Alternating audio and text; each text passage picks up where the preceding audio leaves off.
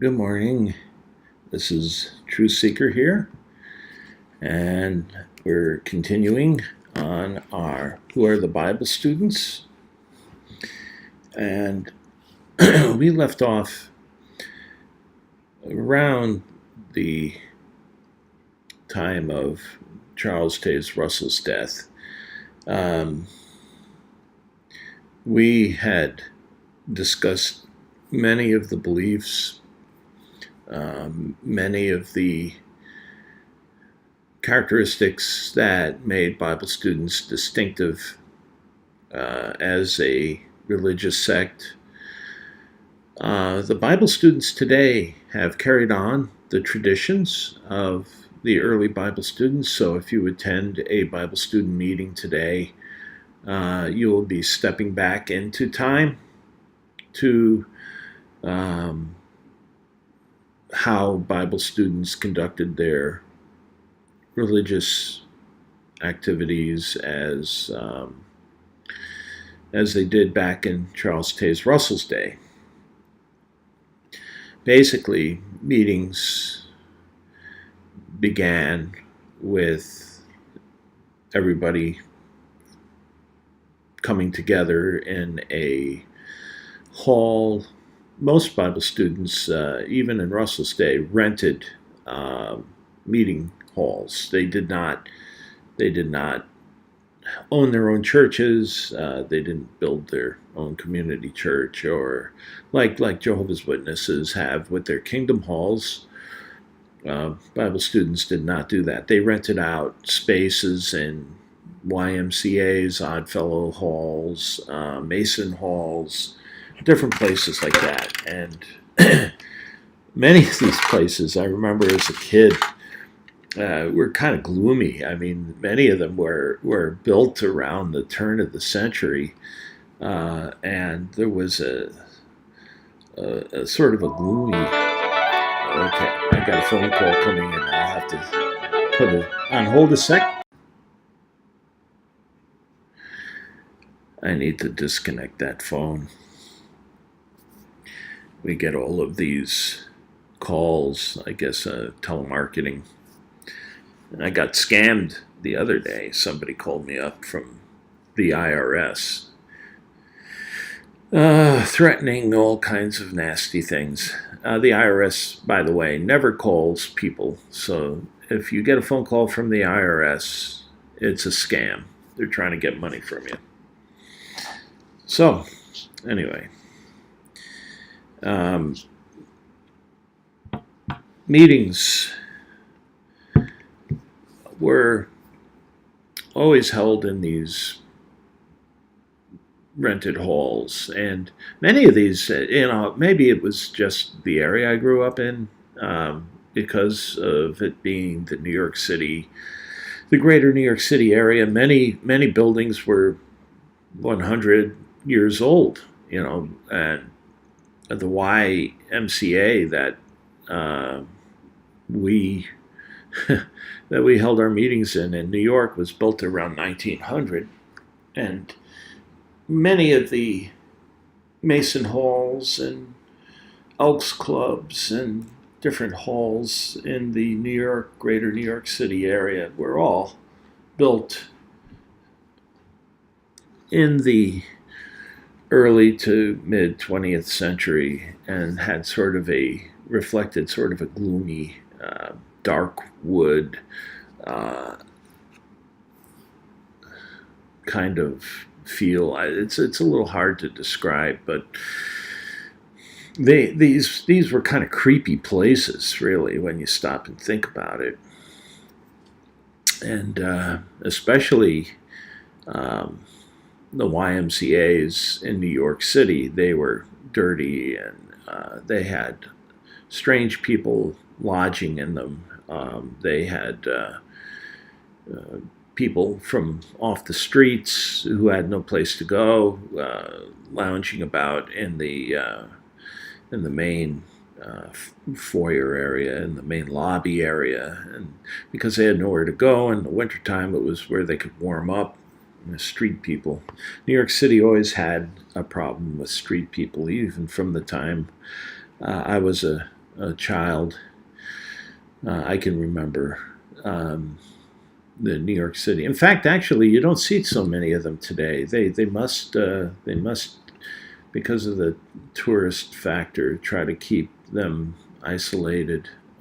The last few times I've been in New York, I don't recall seeing too many destitute, but that was always a fixture in New York, and they were always around. But it wasn't until Judge Rutherford where the movement had their own meeting halls. Meeting halls were either in somebody's home, and Bible students still practiced that when the ecclesia was small, 10, 12, they would congregate at somebody's home, hold the meeting there. If there were 30, 40, 50, they would rent a hall and hold meetings there. And most of the time, the meetings were half day. We didn't, for most ecclesias, meetings were half day. New York City, the New York ecclesia held meetings all day. They were all Sunday, the whole day. And I think that may be how they were back in Russell's day. They may have been all-day sessions to cover as much material as they could. And I think that it probably wasn't uncommon that they had all-day meetings. I think that was probably more the norm. And they had a variety of meetings. Bible students held, they had their hymn, the Hymns of Dawn, which was a Watchtower printing initially back in the early 20th century. And many of these were just regular Protestant hymns, and a sister or somebody would rewrite the words to a well-known hymn. So often, for example, the Battle Hymn of the Republic was Glory, Glory, Hallelujah. It was one of the hymns that we would sing. But the words were changed. The seventh trump is sounded, and the Lord knows no retreat, and he is trampling on the winepress, something like that. They used all the Bible student lingo about the end times and how he was ready to introduce. Bring about the end of the world and bring about the new world, or it was something about the call or consecration, and they actually indexed the hymns topically. So for a baptismal service, there would be certain hymns that would be used for baptisms and so on. So every meeting began with meeting service began with a hymn and then a prayer, and they would ask the Lord's blessing on a speaker. Let's say it was a talk, and then the speaker, there would be a chairman, and the speaker would be introduced, and then the chairman would sit down and the speaker would give. Initially, they were about an hour long. And then they cut them back to 45 minutes. So talks were, at least when I was in my 20s and 30s, in the New York ecclesia, they were about 45 minutes long. I think that's basically how long they were at the General Convention, 45-minute discourses. I guess they figured that an hour was too long. People were put asleep. I think 45 minutes was too long. I found myself struggling to listen. Let's put it this way: none of the speakers I knew were very dynamic, and I'm certain it was the same in Pastor Russell's day. The Charles Russell's day. That you had your spectrum of speakers. Some were more dynamic than others, but most of them were just regurgitating what Russell was teaching. So it wasn't original material. It wasn't tremendously insightful. It was just a reiteration of what Russell was already saying. So they had discourses, and then the discourse would end with a hymn and a prayer, and then there would be time for fellowship, and usually that was a half an hour, 15 minutes to a half an hour, and then the next meeting would begin, and the next meeting might be a study in the studies in the scriptures. First volume was often a favorite topic because, or study guide, because on Sundays they were thinking of the public, that we might get new people who would be interested in the religion, the meetings, and so they tried to keep it down to an elementary level for them, for any newcomers that may be starting out with Bible students to begin with. So often the studies were first volume studies. Some ecclesias would have more advanced studies in the studies in the scriptures. They'd be, in the fifth volume or the fourth volume, or studying the sixth volume, which was humongous. That was the largest of all the 6 volumes, and that was the one that set the culture for Bible students. Russell discussed all manners of things, of behavior, of a consecrated person. So we also had testimony meetings, and those were meetings that everybody could participate in. Testimony meeting was, again, there would be a hymn and a prayer, and there was a moderator. And testimony meetings, especially at the General Convention, were popular because it got the rest of the members who weren't able to speak or not asked to speak at the convention to be able to raise their voice if they wanted to. And I saw some pretty crazy things in the testimony meetings. But it was one meeting in which sisters could participate in, and they certainly took advantage of it. Somebody would be, well, back in Russell's day, I don't think they had roving microphones. In fact, I believe the microphone and speaker amplifier was a new device, new instrument, and so they didn't have maybe they set up speakers. I don't know, microphones. I don't recall that ever seeing a photograph of a testimony meeting.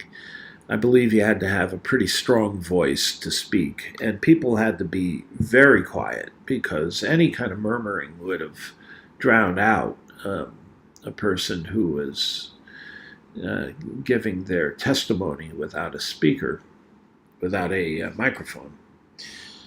And the sisters were allowed to speak and get up and speak about a particular trial or a particular circumstance, or let's say they were witnessing to somebody something big in their lives, and something momentous, something that they wanted to get off their chest, maybe the and it wasn't just sisters. It was for everybody. Everybody got up and spoke. Had the privilege of getting up and speaking, but the testimonies had to be kept to a certain time limit, and that's what the moderator was for. Sometimes people would just go on and on and on and not stop, and the moderator would have to interject and let somebody else speak. And there would always be a line of people waiting to get up to testify. So it was a popular meeting. So those were basically the three types of meetings: the discourse, the studies, where they studied out of either tabernacle shadows or out of the studies in the scriptures, or even reprints. There were reprint studies, topical studies. Bible studies became popular in the 1980s. Bible students began to feel more free to hold their own Bible studies. But Russell actually discouraged Bible studies. In 1910, he wrote an article saying that if you didn't stick with the studies in the scriptures, you would go out of the truth.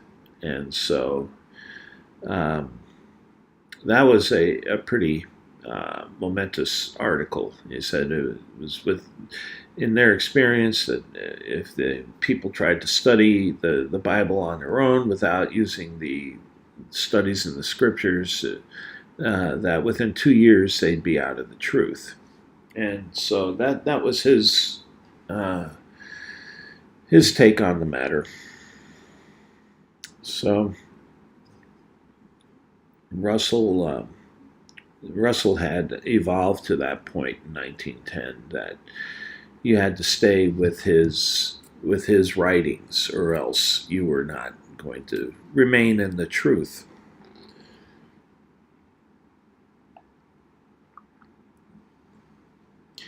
So Russell died in 1916. Again, there just is no way I can cover every little thing of the Bible students. I'm doing my best at covering the main things. Russell wrote voluminously, and there were some strange things that he wrote about. I mentioned about miracle weed and topical cream that cured cancer, and as well as doctrinal interpretations of the scriptures, and his prejudice. The Bible students movement was predominantly a white movement. There weren't very many people of color in the Bible students movement, at least in the United States. It was largely a white movement. And Russell even wrote an article, Can a Tiger Change His Stripes, I think it was called. And it was about, I think he discussed in that article how black people would become white in the 1,000 years. Now, whatever made him think that white was the preferred, or let's say base or more natural coloration of Homo sapiens, is as a result of, no doubt, his prejudice. He also believed in phrenology, and phrenology is, he sized people up by the shapes of their heads and the bumps of their heads, and he really believed in that stuff.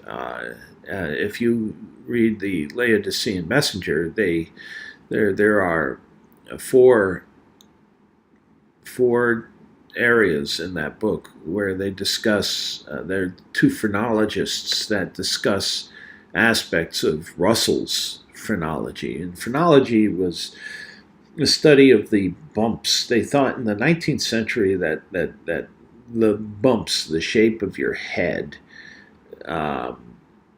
depicted different aspects of your character, of your intelligence, and it was a popular pseudoscience of that day. And Russell was taken in by that, and he would assess individuals by the shape of their head. And so he was judging people right off the bat by looking at them and seeing, what their heads were like. So that is kind of it's an insight into his particular character. Again, he was one of those types that would buy into pseudoscience, like I mentioned with the photodrama of creation. He bought into the only person. Russell was the only person who promoted the veil theory of the creation of the earth, and because it fit Russell's notions of a young earth creation. Although Russell's young earth idea was that there was some sort of symmetry, that 7,000 years was a day, a creative day, and that the creative week was 49,000 years long. And I'm not quite sure how that fit in, because he also said that 1,000 years was as a day. And so each creative day was made of 7,000 year days. And so I never understood the how he justified or how he correlated these things. So it's a little strange to me. But anyway, he believed that the earth was 49,000 years old, and that we were in the last 1,000-year day. The last 1,000-year day was the kingdom, and that would complete the 49,000 years. 50, I guess it would make it 50,000 year creative day, and that would be something about a jubilee. So anyway, he tied these things into all kinds of things that just arbitrarily connected these things without any. It's a little like the Monty Python skit in the life of, in the Holy Grail, where I forget who it was, Jones, was it? Who said, if it's a duck, it floats, and if wood is like a duck, I don't know. It was just some convoluted reasoning, convoluted connecting of things, and that little Monty Python skit is kind of how Russell thought and making these connections. But I can't talk about everything that Russell taught. There was one last significant thing before we move on. He fully believed in the return of Israel to its homeland. Now, at that time, in the late 19th century, early 20th century, some inroads had been made for Jews to return to the Holy Land. And World War I marked the Balfour Declaration, which made the Palestine the official homeland of the Jews, but there was still a long ways for what Russell expected. By the time Russell died, the Holy Land was far from being a Jewish uh, state, and he was expecting much more in that regard, because he believed the kingdom was going to be established first in Israel. There's a scripture, I think in Zechariah, it says 10 kings will take hold of the coat of he who is a Jew. And he believed that the kingdom would begin in Israel, and that's where the ancient worthies, who would be God's representatives, David and Abraham, Isaac and Jacob, and Samson, and all of the Rahab, and all of the prophets, Isaiah, Jeremiah, he called them ancient worthies. From the 11th chapter of Hebrews, Paul describes who these people were, and they were going to rule first Israel, but then that rule would grow and extend throughout the earth. Sort of like the stone that hit the feet of Nebuchadnezzar's image. It ground the image into dust, and then it grew to fill the earth. And so the kingdom was going to be a growing process, and the ancient worthies were going to be the rulers of that new kingdom, at least the earthly representatives of the rulership. They would be the visible spokespeople for the church, for the 144,000, for Jesus, who is the king, and the 144,000 who are co-rulers, kings and priests with Jesus in the 1,000 years. And so this was the idea that Russell had, and that it was all going to start out in Israel. And so Israel was going to be a blesser nation, a nation from, it says, of Abraham, in thee and thy seed shall all nations be blessed.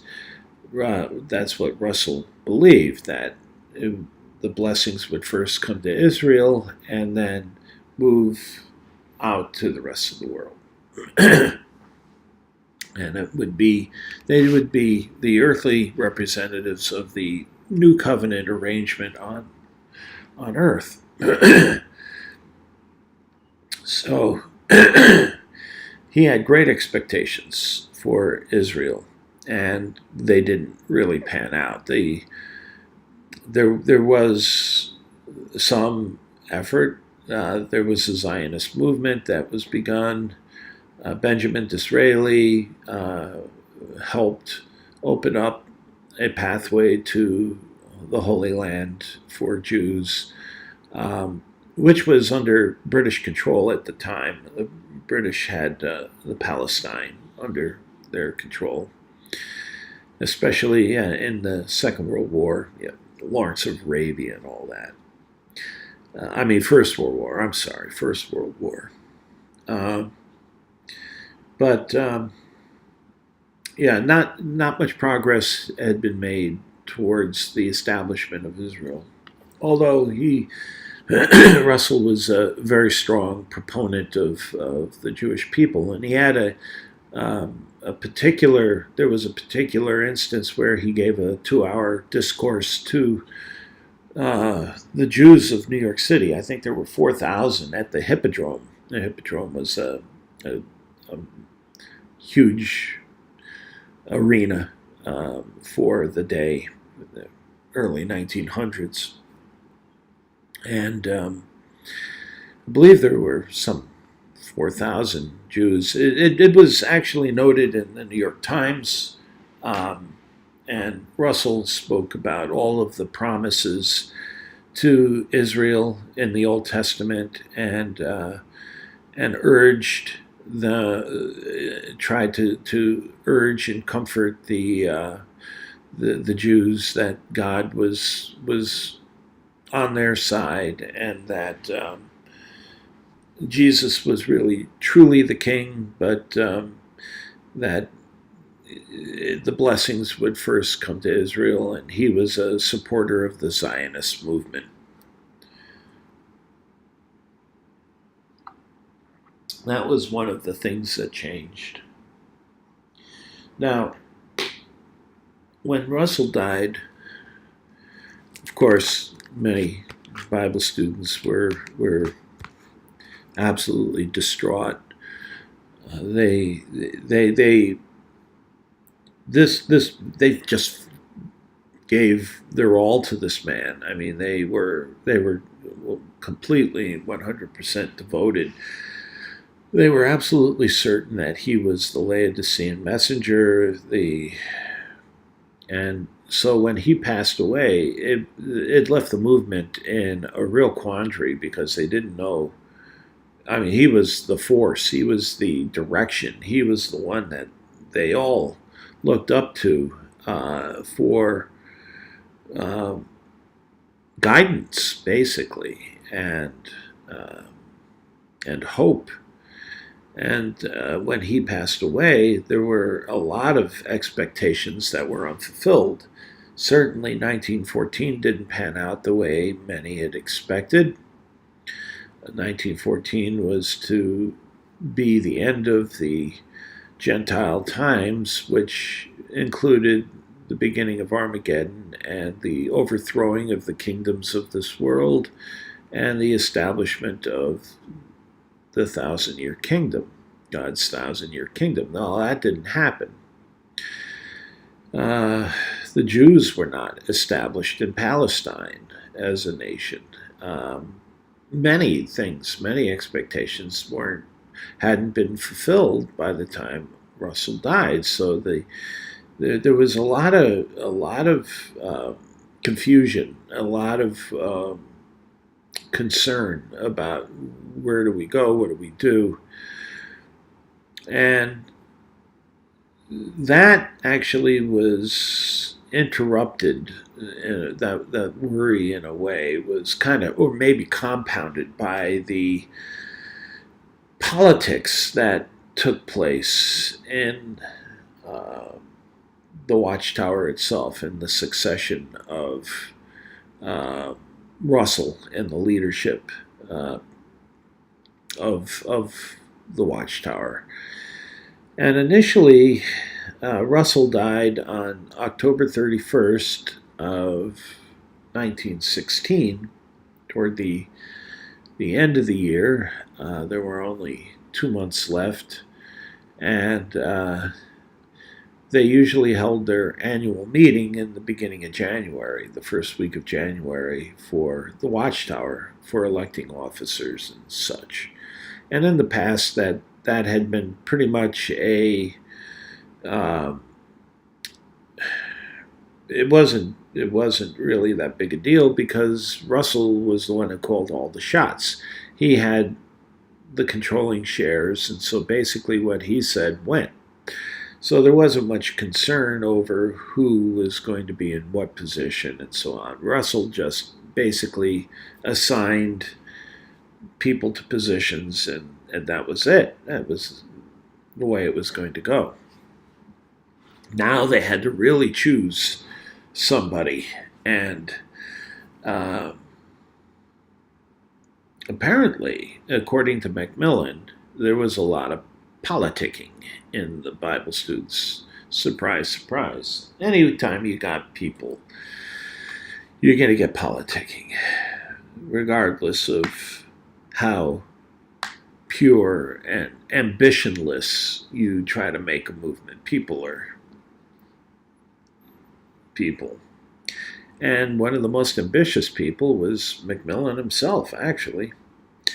Even though he claimed to have turned down the offer of becoming the president, Macmillan claims that in both Faith and the March, published in 1957, and you can find talks online from Alexander Hugh Macmillan on YouTube. There are several talks that were published online, and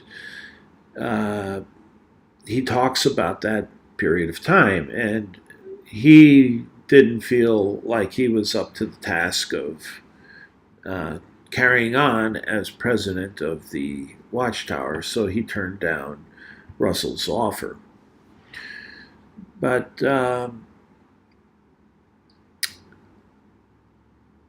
then Russell died about 10 weeks later, according to Macmillan.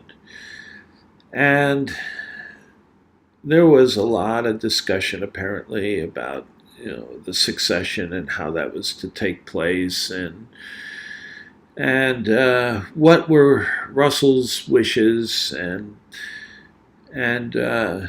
from the Bible student perspective, there was a conspiracy. According to Bible students, there was a conspiracy between Van Amberg, Macmillan, and Rutherford.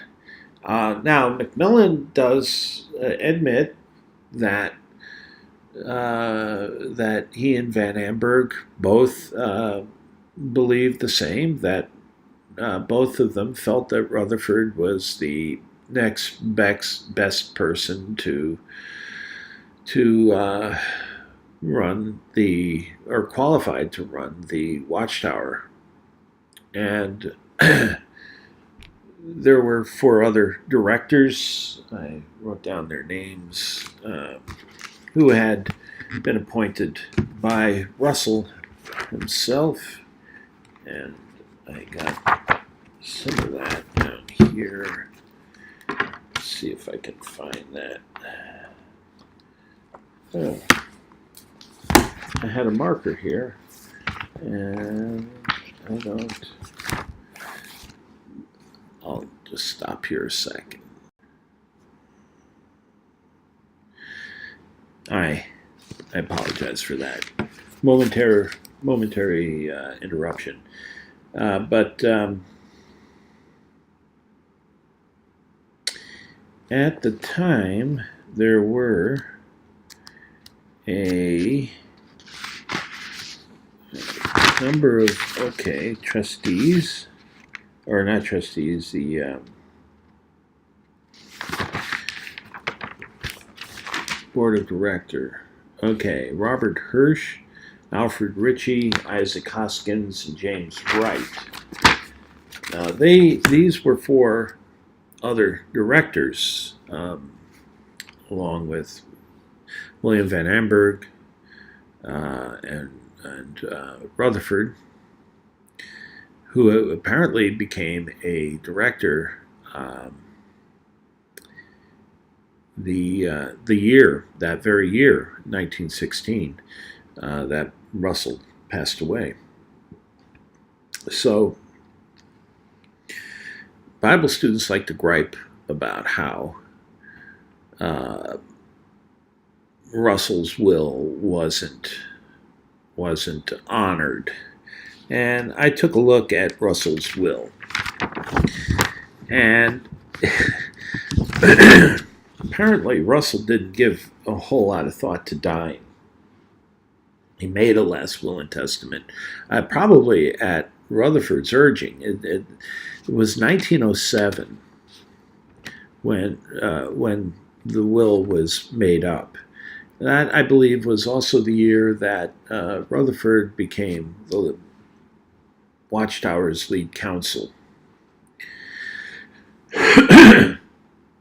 He never updated that will. And so his first concern in the will was the editorial committee, and he named a number of names that he thought were appropriate for carrying on the work of choosing articles for the Watchtower and continuing what Russell considered being faithful or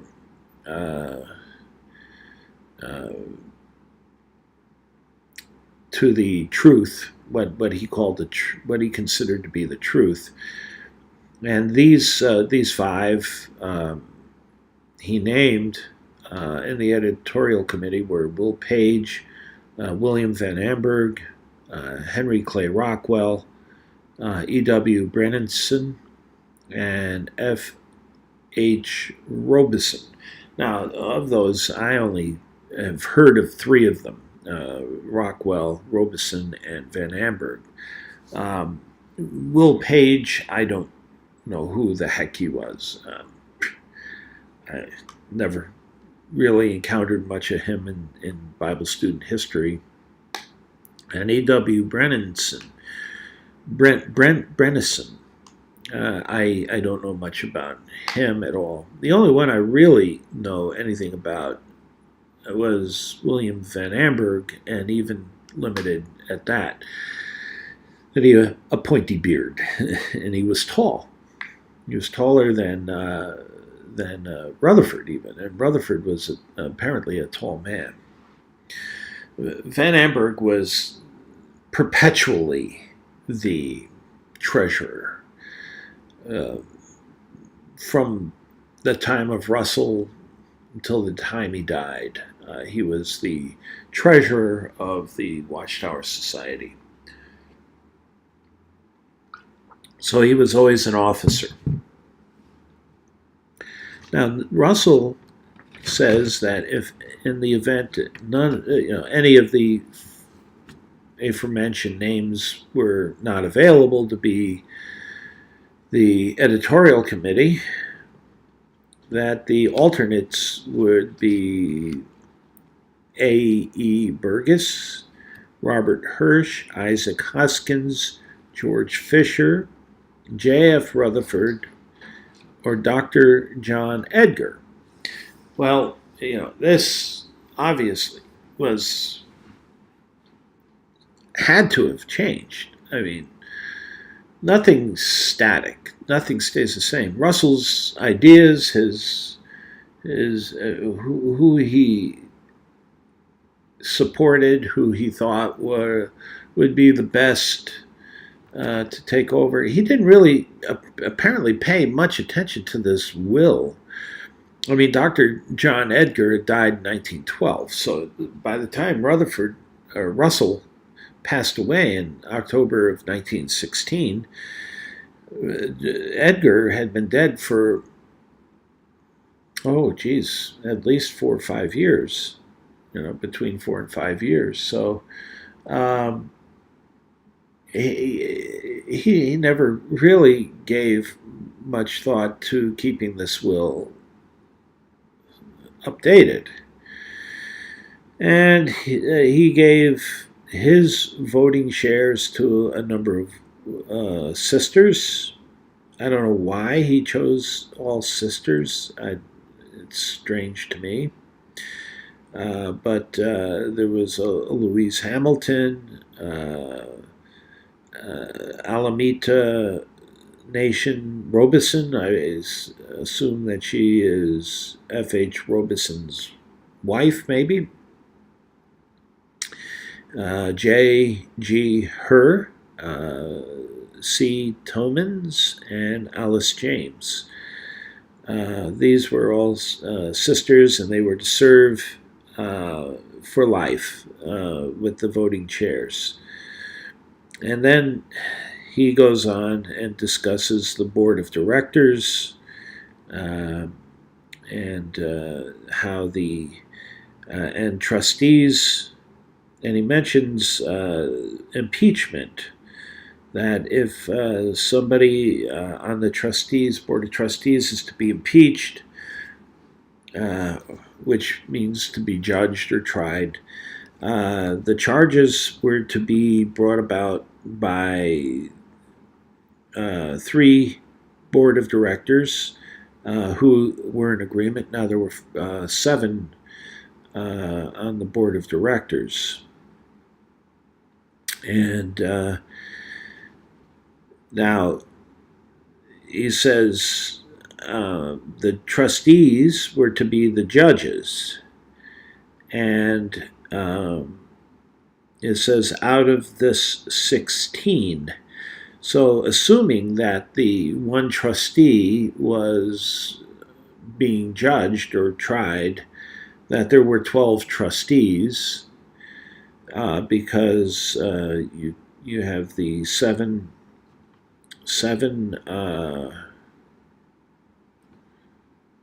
let's see, 7 board of directors.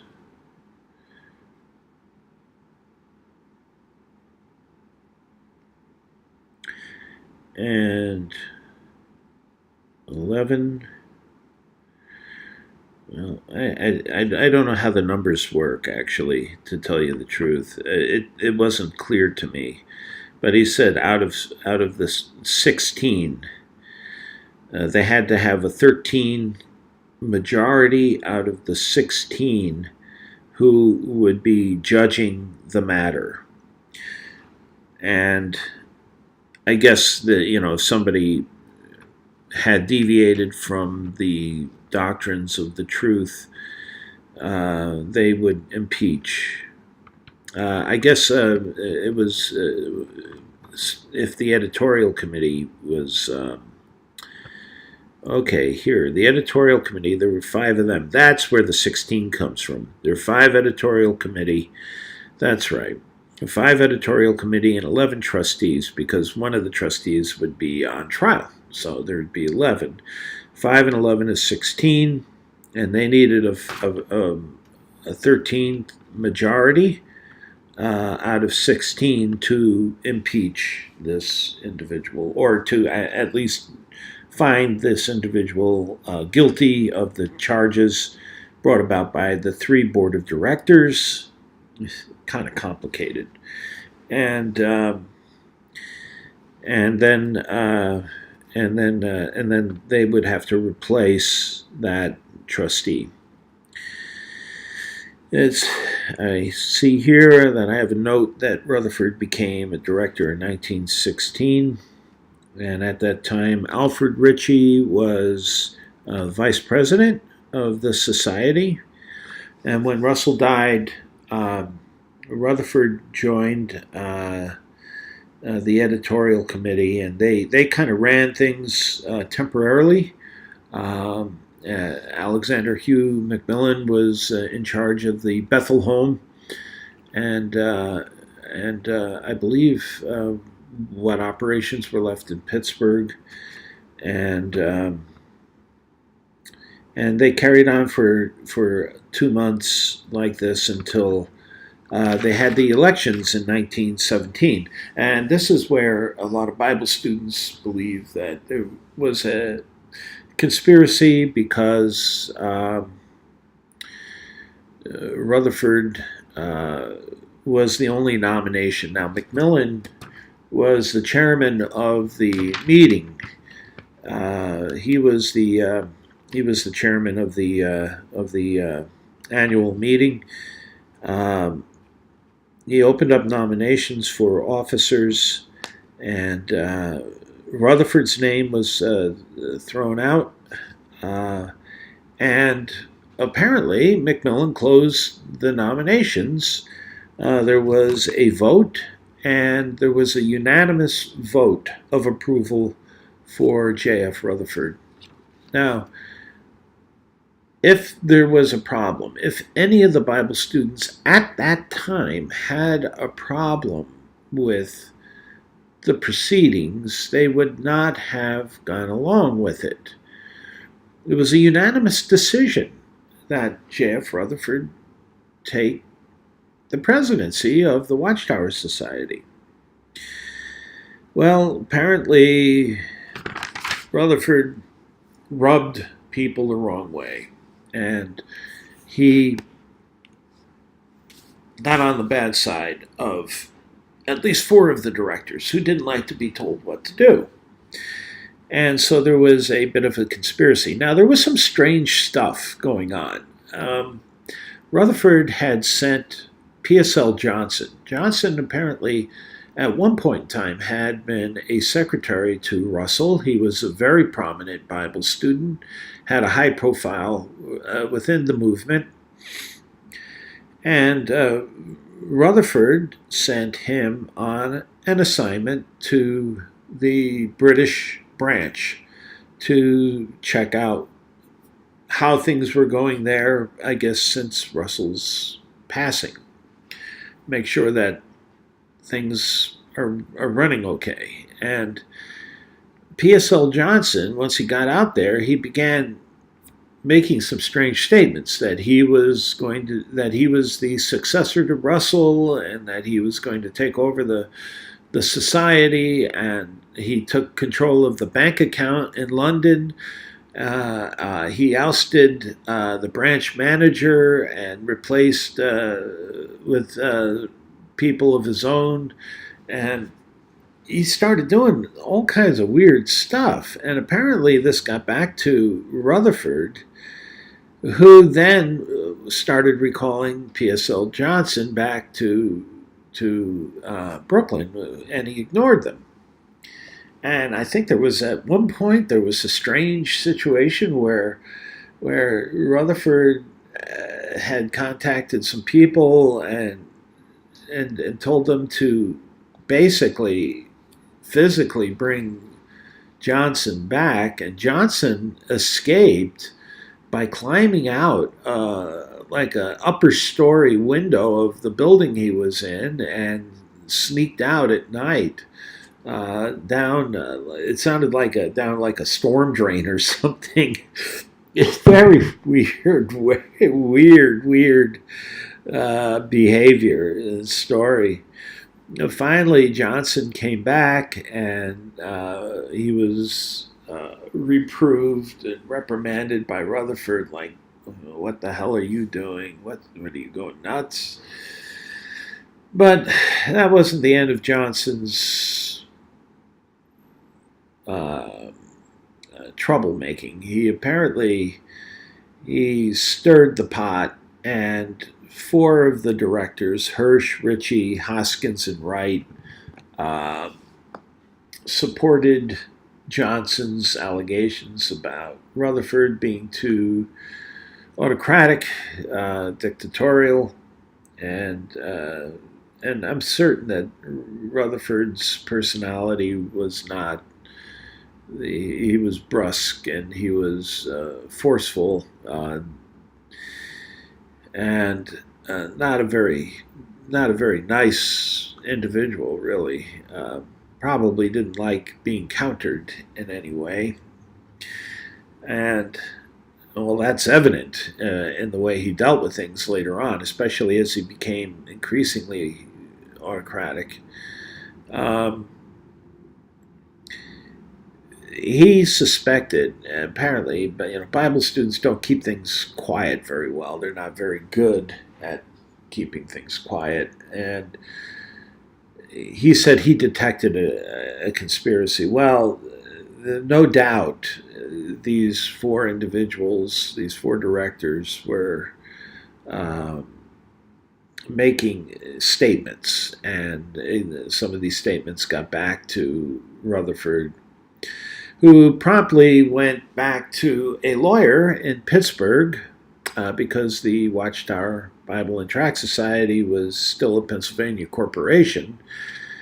And he got a legal reading on the status of these four directors. Now, at the time they were made directors, Russell put them in place. They were appointed. Now, Russell had controlling shares, and so if they had gone through the formality of election, they would have been elected anyway, because Russell would have, he wanted these individuals in that position, and he had the controlling shares. So Russell, why go through all the formality of all that? Let's just appoint them. So they bypassed the bylaw requirement that all directors had to be elected. So that was a technicality. Probably could have been challenged in a court of law, but instead these four, they tried to stage a coup, in a sense, where they would vote Rutherford either out as president or curtail his powers, and they would have had a majority because there were 4 against 3, and so Rutherford got this legal reading and had Macmillan basically, when they were ready to make their move, Rutherford wasn't in town. He had Macmillan call the police and had each one of them thrown out physically by the police. Um, so there's a little of the early history, some color for you there. And Rutherford established himself as president. There were a lot who didn't really care for Rutherford, and he wasn't. He was nowhere as well liked or loved by the movement as Russell, and there was a lot of turmoil. And I believe around 1918, 1919. There were some splits. There were disagreements at the annual meetings. Again, Rutherford was reelected at the 1918 annual meeting as president. Again, the movement in general elected him. Those shareholders elected him. So, there was those who had, Bible students, if they didn't like it, those that had voting shares, they wouldn't have given the proxies to Macmillan. They wouldn't have given their proxies to Van Amberg. They would have voted on their own. Bible students only have themselves to blame for Rutherford if they don't like the fact that Rutherford, what he did. He was elected, and by whatever means he was elected. There was no deviousness in the sense that something illegal occurred. This was all legal. But anyway, many Bible students didn't care for Rutherford, especially P.S.L. Johnson, who split with many hundreds of Bible students and formed a group called the Layman's Home Missionary. Now, they were a Bible student organization independent of the Watchtower, and Johnson was the lead person for that. He wrote voluminously. He was even more of a writer than even Russell, I believe. He called himself the Epiphany Messenger, and that he wrote some series, Epiphany studies in the scriptures, mostly reaffirming Russell's doctrines and teachings. But he did make a change. He did say that he was the last of the 144,000, and his cohort, Raymond Jolly, was the last of the Great Company. Again, the Great Company was a heavenly class, believed to be a heavenly class at that time. They weren't as high up in status as the 144,000. But they were a spiritual class. They were like archangels in a sense. And Raymond Jolly was considered to be the last of the Great Company, who would have a heavenly reward. And they broke free of the Watchtower Society, and they grew. They grew. I believe the Layman's Home Missionary, they're still around today. You can find their website. I don't think they have as strong a presence in the United States as they do elsewhere in the world, but they peaked out. They've had several of their own splits in the 50s and 60s, and I think they're a group that's diminishing in size. I did have some brief contact with them when I discovered their website, and I talked with them, and they they do hold on to the concept, the beliefs of Russell. They adhere to Russell's teachings. They're very strong Russellites. They just don't think that they're running for the 144,000, that the door to the 144,000 are closed. They have this idea that they will be modern worthies, that they will be co-rulers with the ancient worthies on earth, and they don't have a heavenly hope whatsoever. So in that sense, they're kind of like Jehovah's Witnesses in that sense, that they believe that they're going to be on earth, but they don't believe that the rest of the world of mankind is destined for death in Armageddon. They believe that everybody will be resurrected and have a chance in the 1,000-year kingdom.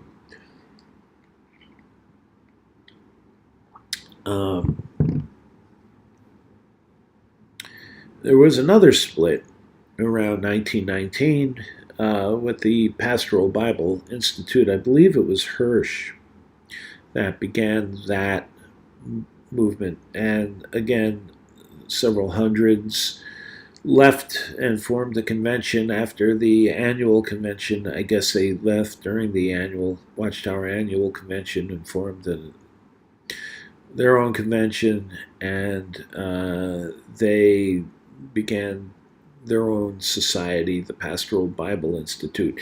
Now, the Pastoral Bible Institute was quite a bit more liberal, especially in the time that I was growing up. They permitted people to speak regardless of what they believed. They didn't have very strong standards as to who was an acceptable speaker and who wasn't, and that turned off a lot of Bible students. Who, let's say, for example, one speaker might believe, one representative might believe that the door to the high calling was shut to the 144,000. Another may believe that it was open, and so they had a greater mix of thought. I think to the greater part they adhered to Russell's ideas, but they were just too liberal for many Bible students. But in 1918, 1919, the majority of Bible students stayed with the Watchtower Society, hoping that God would oversee the direction of the society. And so roughly 1 in 7 left. Those are the statistics that I've seen. I think that includes the Layman's Home Missionary and the Pastoral Bible Institute. One of the important things about the Pastoral Bible Institute is that they in a sense, some of those classes became dawn Bible student classes. And one important one in particular was the New York class, which was a PBI class initially, but then was the class that formed the dawn Bible students. And we'll get to that later because that didn't occur in 1919. That occurred around 1932. And the dawn Bible students, they played a very important role in the reforming of the Bible students movement as it was in Russell's day. They continued the Russell tradition. So Rutherford really established himself as the president. Bible students did elect him. Bible students today vilify him and talk about the conspiracy. There was a lot of nasty. The 4 directors, they got their own legal reading, and they said that Rutherford was wrong, and there were pamphlets, and they were going from ecclesia to ecclesia talking against Rutherford. Rutherford would countered with a paper called Harvest Siftings. And so there was a war of words, printed words, between the two for a while, the two groups, and but Rutherford was established, and Rutherford began immediately changing some of the things that Russell had mentioned in his will. Again, that will was 10 years old and it had not been updated. So I don't think there's much of an argument there that this was what Russell really wanted. You can't necessarily argue that. He just neglected his will. I'm not supporting Rutherford in any sense, but what I'm saying is the argument that Bible students made that Russell or Rutherford just flew in the face of Russell is not necessarily true. When he came out with the Golden Age or when he came out with the seventh volume. But anyway, I think Rutherford realized the degree to which Bible students revered Russell. And so he put George Fisher and Clayton J. Woodworth to work in Scranton, Pennsylvania, to compiling Russell's notes on Ezekiel and Revelation. And he called that the seventh volume. Now, apparently, Russell had mentioned that this was something that he had planned on doing. But all they had were basically marginal notes.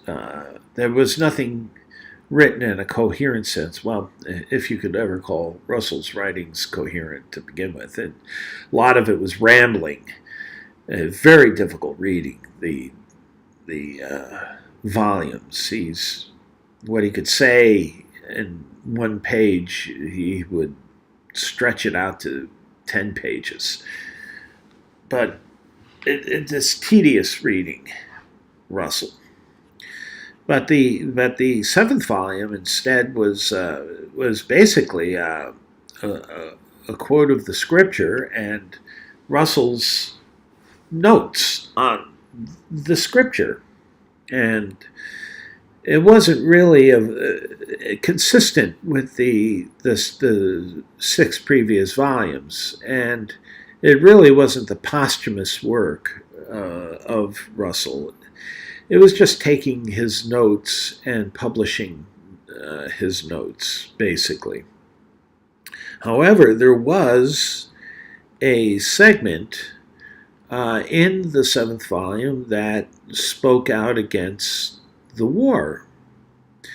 Now, I remember Bible students being pacifists, and that during the First World War, they were conscientious objectors, especially the young men subject to the draft. Many young Bible students during the war, when the United States entered the war, refused to be drafted and ended up in jail.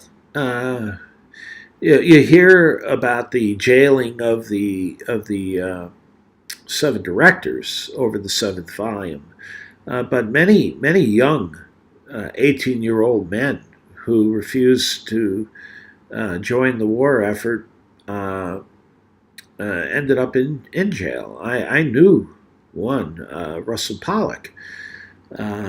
He used to be sort of a mentor to us young children, telling us about his experience during the First World War as a conscientious objector. There wasn't a provision back then by the government for an alternative service, and so they jailed them. And he was put in jail as a young man. But more famously, the the directors of the Watchtower Society, they were charged by the Attorney General for sedition. Now, there was an act that had been passed during the First World War called the Sedition Act, and they were, because of their having printed a very strong verbal opposition to the war in the seventh volume, contrary to Bible student tradition to stay neutral in government affairs. They actually printed a sermon that was not even a Bible student sermon. He was a preacher from Brooklyn who was an outspoken critic of the war, and they inserted this sermon into the seventh volume. It had nothing to do with Russell whatsoever. And this is what they got in trouble for. And they were brought up on charges. Each were brought up on 4 charges of violating the Sedition Act and found guilty. And all 7 directors of the Watchtower Society were found guilty. Now, they were sentenced to 20 years of jail time for each charge. So each was sentenced to 80 years to be served concurrently, which would be 20 years.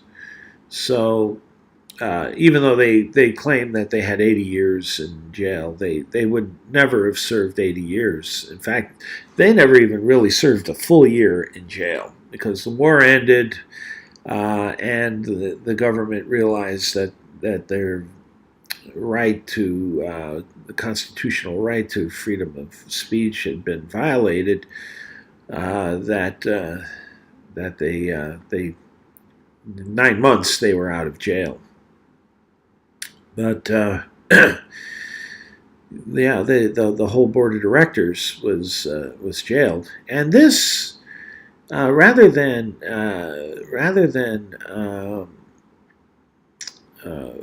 break the movement up, this caused the movement to coalesce even more strongly around the leadership of Watchtower for the persecution that they suffered. It had the actual opposite effect from what the opponents to the Watchtower Society had hoped would occur. Now, the interesting thing is that while they were in jail, there was another election, and Rutherford was worried that while they were in Atlanta prison, which I understand when you either listen to McMillan, his talk, his tennis game had been interrupted by Rutherford, who was worried about the election. So they're playing tennis in Atlanta prison. It sounded like Club Fed, tennis. So anyway, he didn't even realize what he was saying.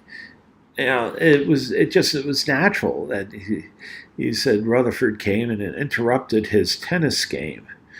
This was McMillan in a talk, and Rutherford was worried about the election. So, I mean, conditions couldn't have been that horrible in Atlanta prison, so that these people had nothing to think about other than their survival. Their concerns were with what was going on with Watchtower, and they were playing tennis, and so the conditions couldn't have been that onerous. But anyway, Rutherford was worried about the outcome of the election, and he was obsessed with it.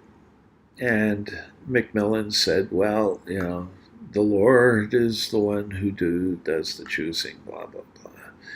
And so when the Bible Students Movement re-elected the current directors and the current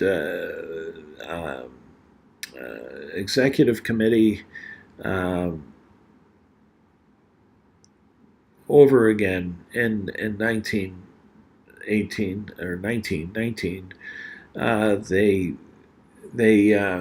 took it as a sign that this was Jehovah's stamp of approval, and Rutherford made a big deal about it, that this was Jehovah's choosing the Watchtower Society over every other religion in the world, that Jesus had come and inspected, and he made a great big type out of this thing about how it was Jesus doing, and that whole thing is still carried on today in witness beliefs. So anyway, they were let out of jail in March of 1919 after the election, and Rutherford planned a big shindig as a result. 1919, I believe it was Cedar Point. I have to confirm that, but they like to hold conventions at Cedar Point for some reason. It was at the time it was a popular, still is popular recreational area around Cleveland and Sandusky, I guess, Ohio, and it's a point that juts out into Lake Erie, and they have an amusement park out there now, and they did then, and apparently that was a popular conventioneering place during the early 20th century, and that's where the Bible students used to hold conventions. Well, that was 1919, and Rutherford had to do something to pick up a demoralized movement. And so that was there in 1919 that he announced the Golden Age, and that remotivated the movement to do a work. Now they had something other to do, to go door to door and to pass out these things. Now, this new magazine. Now, again, Rutherford did it initially by setting up a dummy corporation, publishing corporation under the name of Woodworth and Fisher, and I forget there were three of them. Because of the will and the fact that the will had been published, and many Bible students would have seen the Golden Age as a violation of Russell's will. So they did it under another corporate name, but it basically was a Watchtower work, and it became various magazines later. It evolved over time to Consolation, and then today it's called Awake. But at the time it was introduced, it was called the Golden Age, and Clayton Woodworth was the editor of the Golden Age. Now, this gave some impetus to the movement to become active. And now this is something that Macmillan explains in Faith on the March and in his talks that you can hear on YouTube, that there was this, Russell had come to this realization toward the end of his life that the Watchtower had a greater work to do, that it had just begun, that it was not finished, but that there was a much greater task for it to do as a witness to the world. And so they were just following Russell's will, really. He had changed his mind. He had seen that the potential of the Watchtower and that its message should be a global message, and that it had hardly scratched the surface in doing that, even though it was an international organization. It had yet really done an effective job in giving a worldwide witness. And so this was where the leadership of the Watchtower was taking the movement. And so this was the very first baby step that Rutherford made, was in 1919. And he mentions in later, if you read some of these yearbooks later on, he identifies specific landmarks or benchmarks of the movement. 1919 was one, and 1922 Cedar Point Convention, where they advertise the king and his kingdom as a message, changed the focus and direction of the movement into a witness effort. And so all the changes in the 1920s were done with that focus in mind. And one thing that Rutherford was particularly sensitive about was the popularity of Russell. The Bible students, they worshipped Russell. They really believed him to be almost as one. If you read the Laodicean Messenger, he was the greatest servant of God since the Apostle Paul. That was stated several times in the book Laodicean Messenger. The Laodicean Messenger was printed in 1923 by an independent Bible student class in Chicago. It's a Chicago Bible Press or something. But anyway, I think the book, there's no author listed in the book, but I understand it was a Bible student by the name of A. Wisdom who wrote it. And this is a bizarre book. It just goes over the top about Russell. Just really, you can find it online in its full text. If you just read the foreword, you get the flavor of the whole book. It goes into the phrenology. It goes into his supernatural insight into things, the works he did, his trips abroad, how many newspapers his sermons were published in, and all these eerie, insightful stories about how he had almost supernatural tendencies to know things that other people couldn't know. He was a superhuman, according to the Bible students. Blessed of God, a special servant, named in the scriptures as the Laodicean messenger, or that wise and faithful servant. So Rutherford realized he was on a minefield with the Bible students. He had to step carefully, and he was politically astute enough to do that. Even though he did run the Watchtower with an iron fist, he did navigate the Bible student movement fairly well, because the changes were subtle enough to keep the majority of Bible students until the tipping point around 1928, when a good portion of the movement just left. They had enough of doctrinal changes, but Rutherford, he really did get certain things. I mean, he was transforming.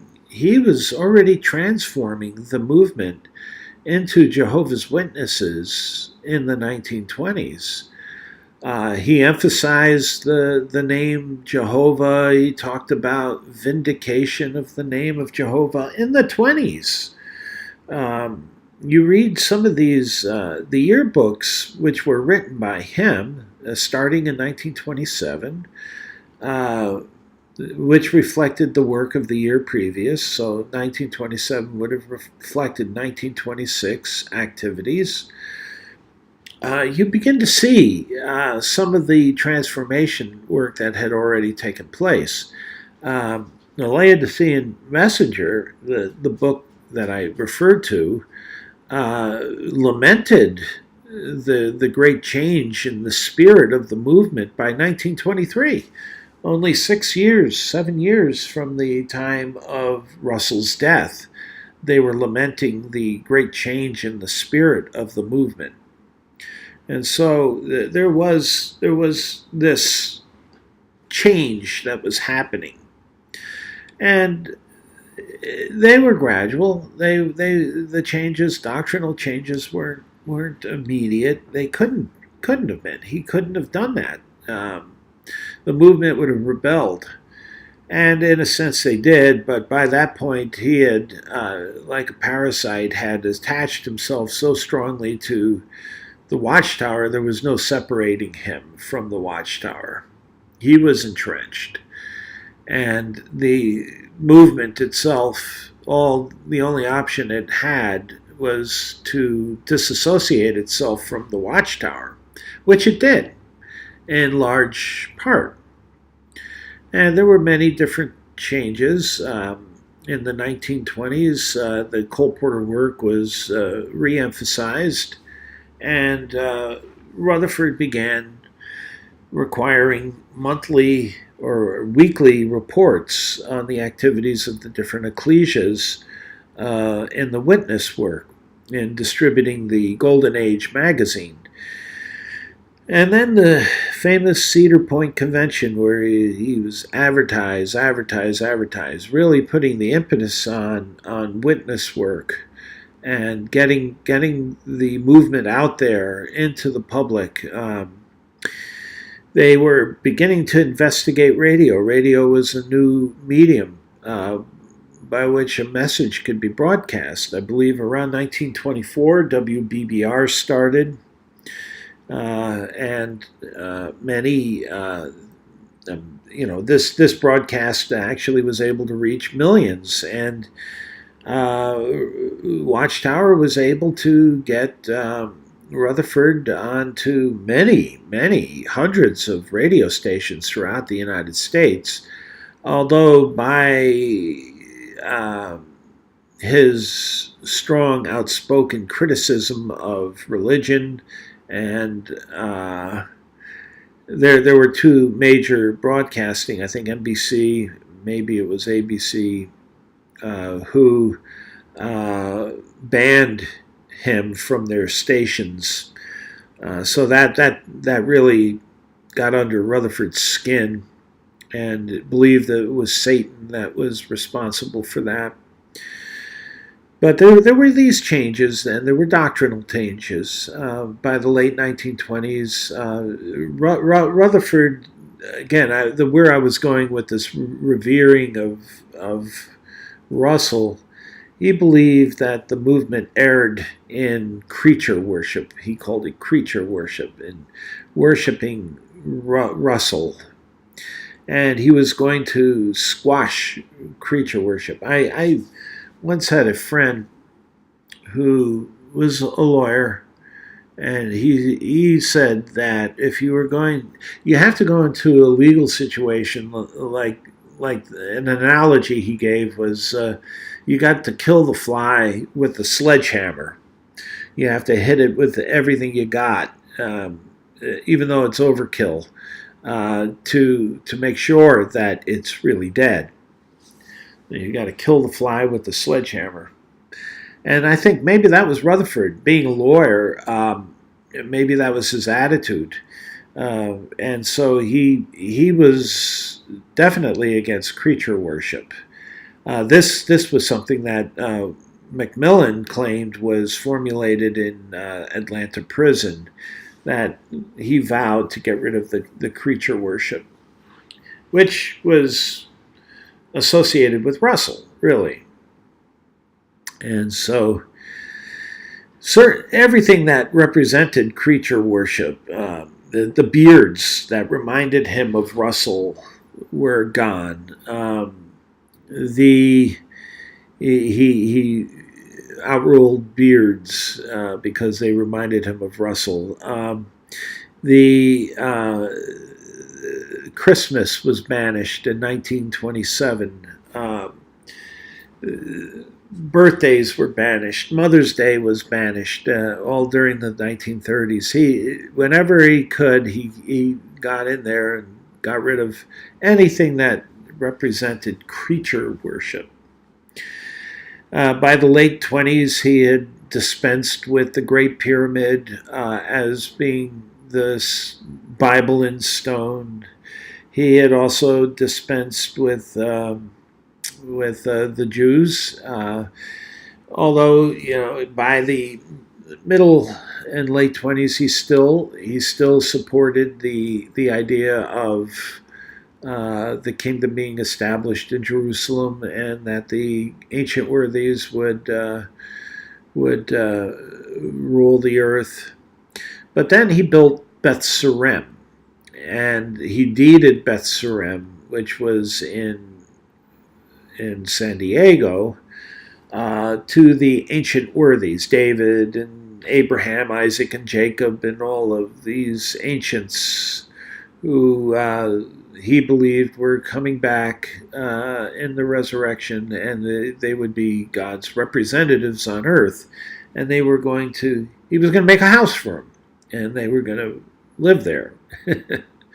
And that's what Beth Surem supposedly was, but it turned out to be his private little estate, 100 acres initially. They grew things. They tried to make it a little Eden. There are films, videos. There's 16 millimeter, early 16 millimeter films from the 1940s that show Rutherford in the last days of his life, walking through orchards at Beth Surem and eating the fruit, and strapping young men there who were farming the land, but no doubt provided protection to Rutherford. I'm sure that they acted as bodyguards. He also had his girlfriends there. Bonnie Boyd lived with him there, and what was Berta? I'll get it later. Berta.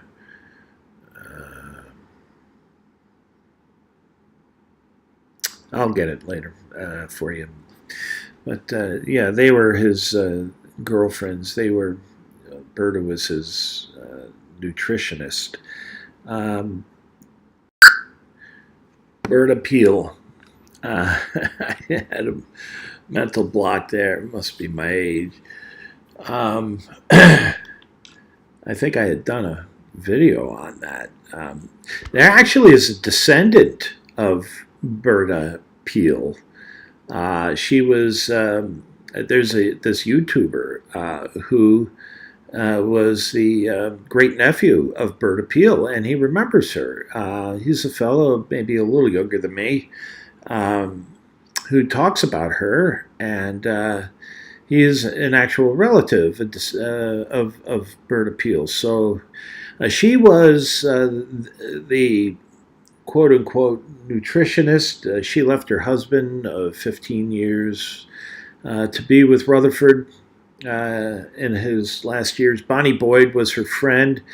Bonnie Boyd was close to Rutherford, a stenographer, I believe. But anyway, she introduced Rutherford to Berta Peel, and I think Berta ended up replacing Bonnie. And she was with Rutherford the last several years of his life at Beth Surem. So that was something that was kept hush-hush, really, because the Bible students or the Jehovah's Witnesses at that time would not have uh, felt it was too, kindly about his infidelity to his wife, and the separation between him and his son and wife. He never did get a divorce, unlike Russell. Um, Rutherford's wife was in L.A. along with Malcolm. Malcolm got married, but there's I made a video regarding all that discussion and some of the things that I found on Ancestry regarding Malcolm and his relationship to his father. I made a video called "What About Malcolm?" which goes into this discussion, and also relates to the video I found of the person who's a descendant or relative of Berta Peel. She was apparently a Southern belle, Southern beauty, and caught Rutherford's eye. But all of these things, these changes, the pyramid, dropping of the pyramid, dropping of the Jews, it really changed the character of the movement. By the mid-1920s, Rutherford emphasized the change and focus on Christian character development to works, because he really needed to motivate a movement to advertise the king and his kingdom. So you had to change your means of salvation from Christian character development, which was the focus of Russell, to one of works, which is you got to get out there and devote all your time to promoting the kingdom and vindicating Jehovah's name. And the Watchtower was not a very popular movement. There was a great deal of influx into the movement. J.W. Facts has an interesting graph regarding the memorial. You can see here with this graph that from the Cedar Point Convention in 1922, where Rutherford emphasized the advertise, that there was a very significantly sharp growth between 1922 and 1925, 1926. A large part of that had to do with this emphasis on the focus, the shift that was made to do door-to-door witnessing, the shift from Christian development to works, to getting out into the field and actually doing your part in vindicating Jehovah's name. But also, there was a prediction made by Rutherford that 1925 would be the end of the world, that as we knew it, that he tied it in with the Jubilees, and that rather than 1875 seeing the end of the Jubilees, that 1925 will see the end of the Jubilees, and that the kingdom would begin in 1925. The ancient worthies would be resurrected, and this is what helped Rutherford justify the building of Beth Surem and making that his private little world. But I think many at Watchtower were also glad to get Rutherford out of the way because he was so difficult a person to be with in person. But he went to Beth Surem in the wintertime and would come back to Brooklyn in the summer.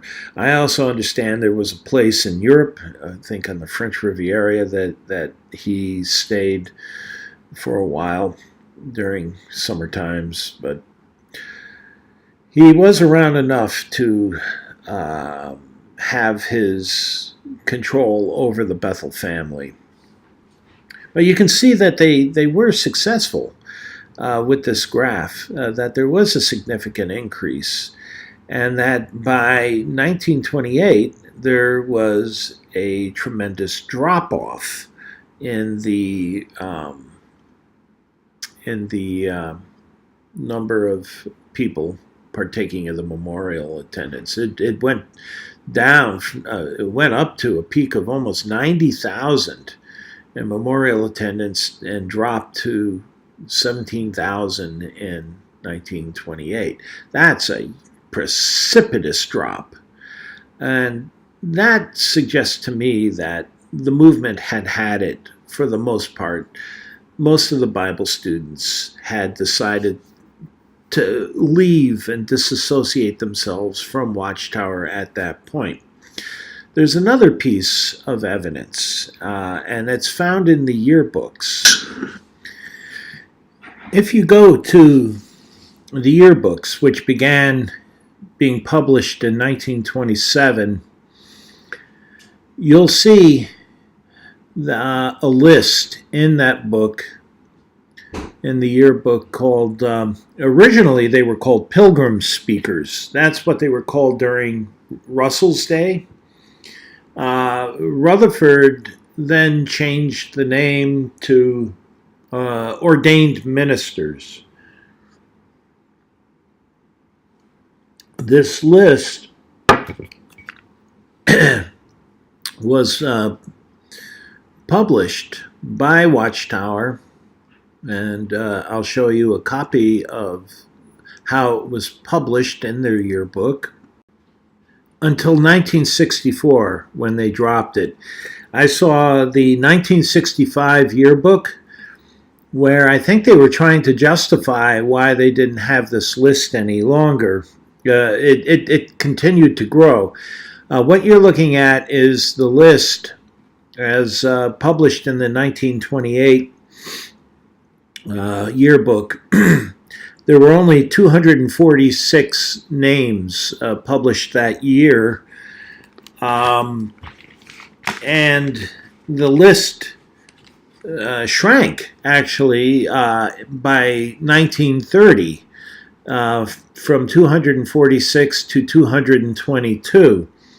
I did a little comparison, and it took quite a while to do this because it wasn't easy copying the names and putting them into Excel and making them so that they were usable, workable in Excel. But what I found was of the 246 names in 1928, there was a change, a significant change.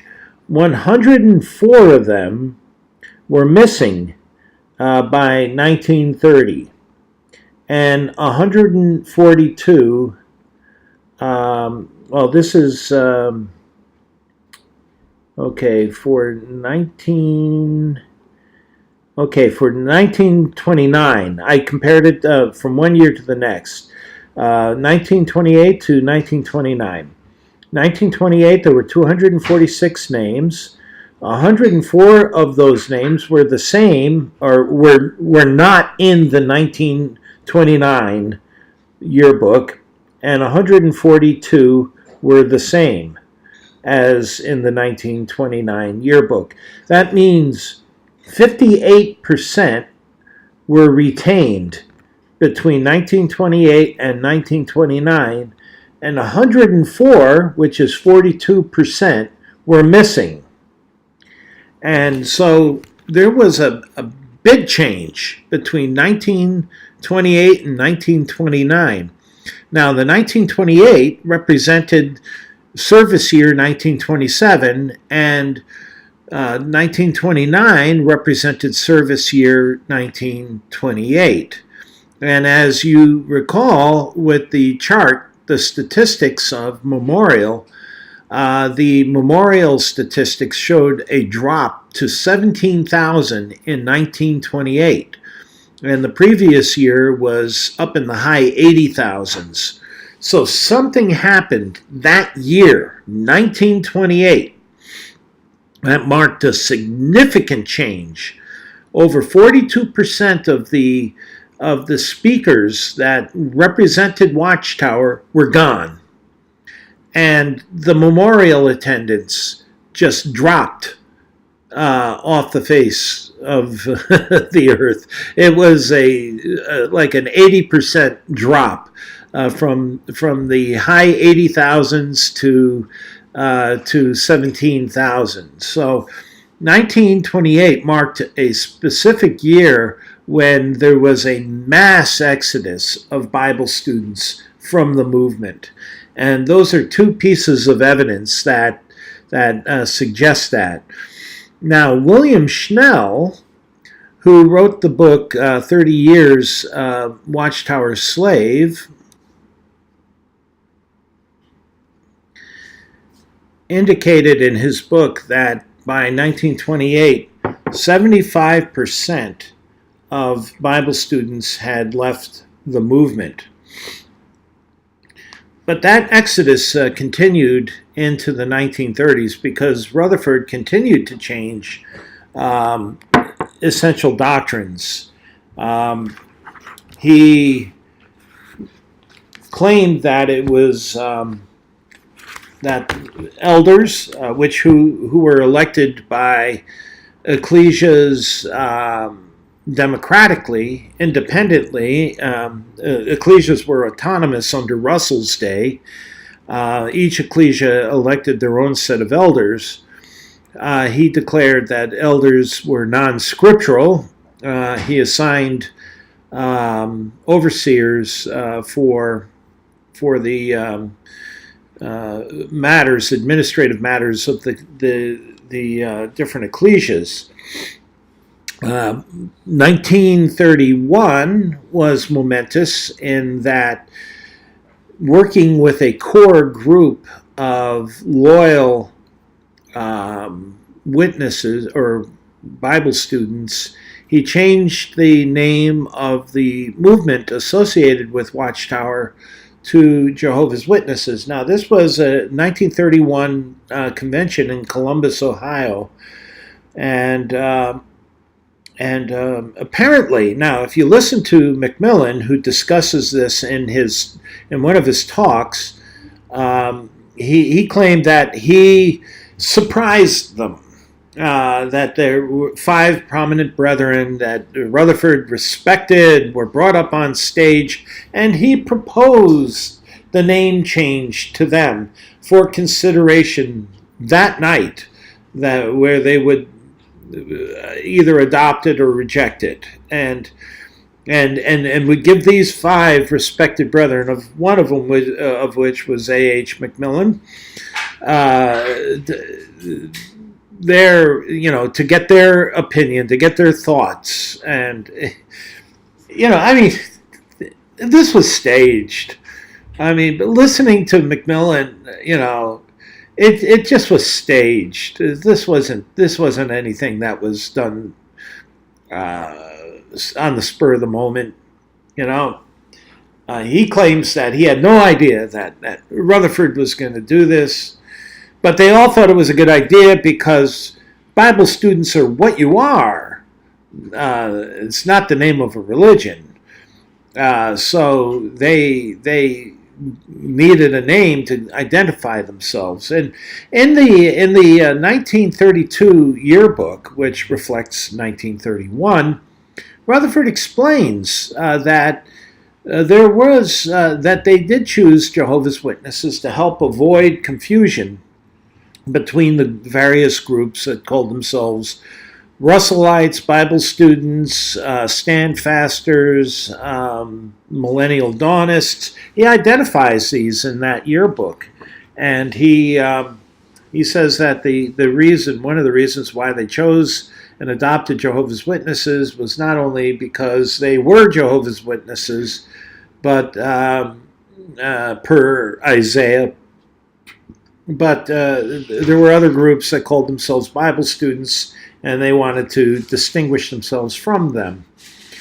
By that time, the many Bible students who had left the Watchtower Society by the late 20s had already begun to organize themselves independent of the Watchtower Society. And the first Bible Students Convention, they called the Reunion Convention, was held at the old Bible House, Russell's old Bible House in Allegheny, or then Pittsburgh, Pennsylvania. And there were 200 or 300 Bible students that attended. George Wilson was a key planner. I actually knew George Wilson. He was a good friend of my grandfather's and grandmother's. I remember him from St. Petersburg. He and his wife retired and went from Pennsylvania to St. Petersburg, Florida. We had dinner at their homes many times when I was a kid. They used to make fun of him because he wore a wig, and one time he gave a talk at the Bible Student Chautauqua Convention. Before air conditioning, they had these big fans, and his wig blew off while he was giving a talk, which was a humorous story, Bible student story.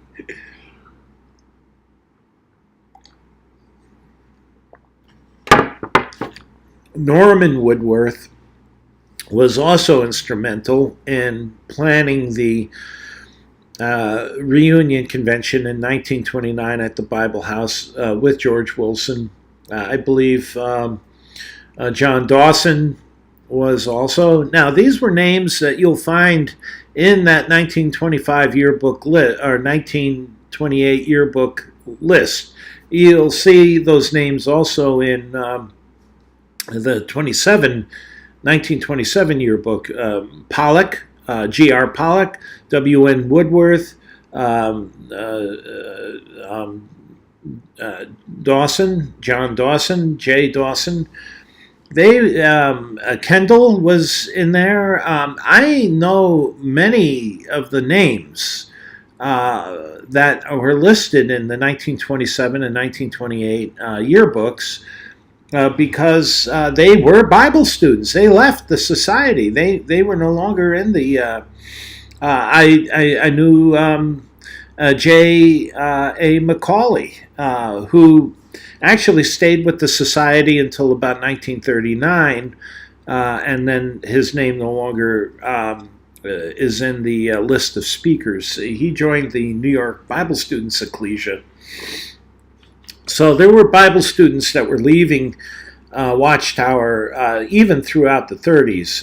My grandfather said that the last straw for him with Watchtower was when they changed the doctrine of the ransom, such that Adam and Eve were not coming back in the resurrection. And I found that was announced or printed first in August 15th, 1937 in the Watchtower magazine. And so my own family were Jehovah's Witnesses for a number of years, from 1932 to 1937, and that was it for my grandfather. He believed they were out of the truth, and he found his way to the Dawn Bible Students Association. Norman Woodworth left, or actually was disfellowshipped by Rutherford himself. He was involved in WBBR radio broadcasting. He broadcast a program called Frank and Ernest, which was a question and answer format, and he refused to incorporate some of Rutherford's new light. And Rutherford called him into the office one day, and got another. That's not. It was a phony call. And called him into his office one day and said that he was going to rewrite. He was going to write all of these scripts for the Frank and Ernest. And Woodworth said, "No, thank you." And Rutherford said, "You can take a hike." And so I tried to find evidence of Frank and Ernest being a part of the WBBR broadcasting, and I think Watchtower covered their tracks on that. They don't acknowledge it. It's kind of interesting. Although I at the Watchtower headquarters, when I went there, I did see a program that featured a Bible student by the name of Reed, and he went with the Bible students and didn't stay with the Watchtower. And so they slipped. They didn't know. I think the governing body, they have no idea who left and who stayed. And so, there are pictures, photographs in the Watchtower headquarters that featured people who left the Watchtower and became Bible students afterwards in the Bible student movement that went on post Watchtower. Rutherford actually said that those who didn't stay with Watchtower, they were the evil servant. They were the evil servant class, and they were not. Actually, these were shunned. Bible students who left and disassociated themselves from Watchtower were considered the evil servant and were not to be talked to. They were to be totally shunned. So when Watchtower talks about shunning and that are you excommunicated too, they did practice it during Rutherford's time. Their shunning was happened, and it happened with former Bible student associates. The Dawn, when it was first formed in 1932, was actually formed by what had been a PBI class. The New York Ecclesia had been a pastoral Bible students class until Norman Woodworth joined them. And then in 1932, they pooled their resources and began broadcasting Frank and Ernest and published a magazine called the Dawn Magazine. And that was the beginning of the Dawn Bible Students in 1932. And the Dawn was actually in Brooklyn, only blocks away from the Watchtower Society. So Woodworth and many of the Bible students that had associated with Watchtower during Russell's day and through the 20s knew many of the Bible students that had become Jehovah's Witnesses, and they would cross paths. And the Jehovah's Witnesses were not allowed to talk or associate with any of the Bible students that they met. They would pass by on the street and they would ignore them, and so they were shunned. So this whole business with Watchtower introducing shunning as an official policy, that's only an internal shunning, internal policy. But they were already shunning Bible students who didn't join or who didn't stay loyal to Watchtower during the late 20s and 1930s and 40s. It wasn't until, I believe, the 1950s where the Watchtower had grown so big that the Bible students were no longer a threat to them, and that the identity of who the evil servant was changed. New light. They were no longer the Bible students. So anyway, That's quite a bit.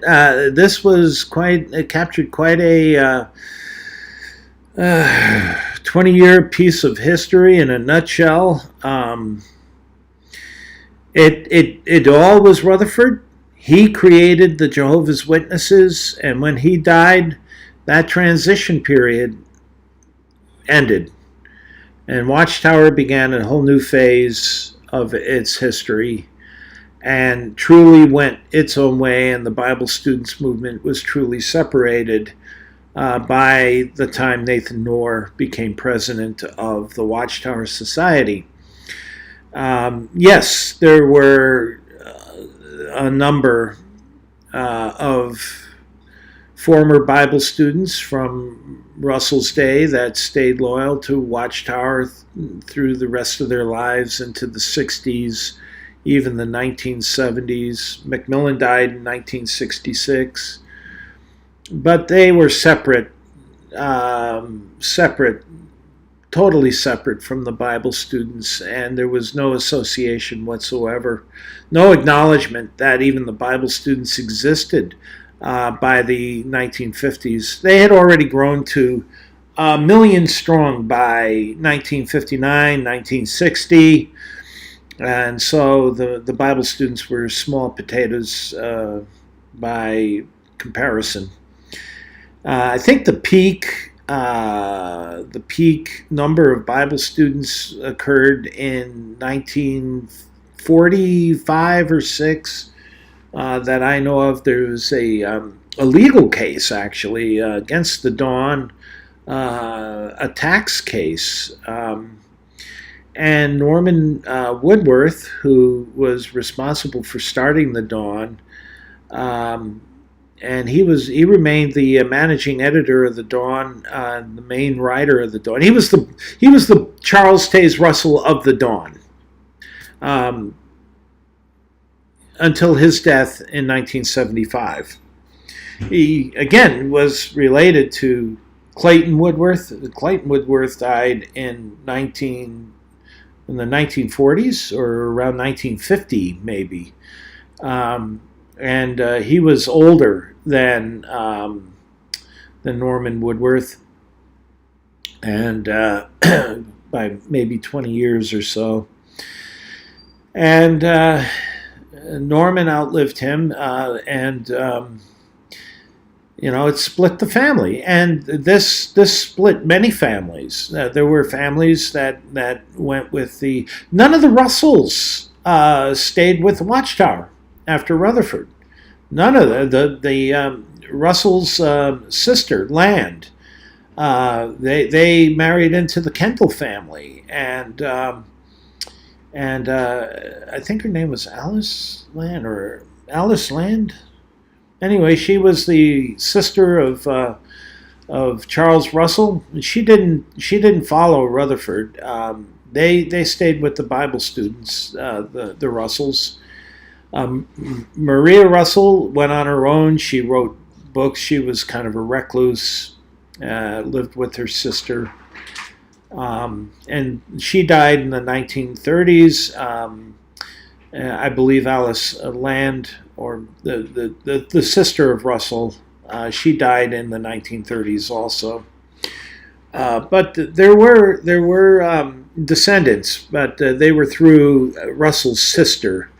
Russell never had any children of his own. He was divorced. He believed in a platonic marriage. In fact, ironically, I knew a Kendall who married a young gal when I was 10 or 12 years old. And it was a platonic marriage, and it didn't last long, and it became a real scandal. I guess it became a scandal because there was the Kendall Land relationship, which I didn't realize, and Land was Russell's sister. So, that kind of explains a lot to me about why they were so hard on Mark Kendall. George Kendall was Mark's father. He was also one of the speakers on the list that I showed you.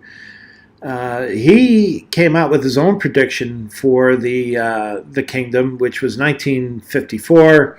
He just applied a double, basically, to 1874, so 40 years, brought you to 1874 to 1914, and then if you double, because doubles were part of the Bible, another 40 years brought you to 1954, so Bible students were expecting that the kingdom would come in 1954, and I wasn't supposed to be born, so I was born the next year in 1955, so anyway, that's a little snippet. I've gone a long time, but I hope it's been interesting.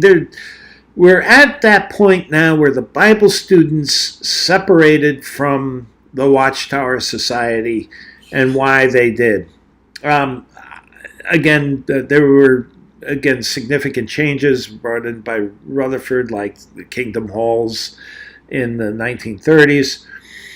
That list that I showed you, I looked in the 1950s. They continued to publish that list of speakers. They called them ordained ministers for special service. I guess they've become pioneers today.